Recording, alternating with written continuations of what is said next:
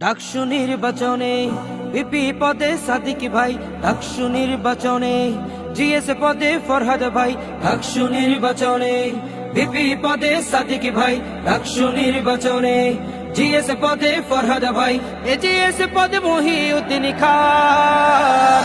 এই প্যানেলটি জয়ী হলে ভাই থাকবে সুলাইমান, শিবির প্যানেল জয়ী হলে ভাই থাকবে সুলাইমান, শিবির প্যানেল জয়ী হলে ভাই থাকবে সুলাইমান, শিবির প্যানেল জয়ী হলে ভাই থাকবে সুলাইমান।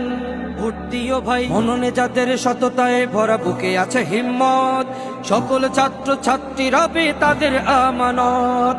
ও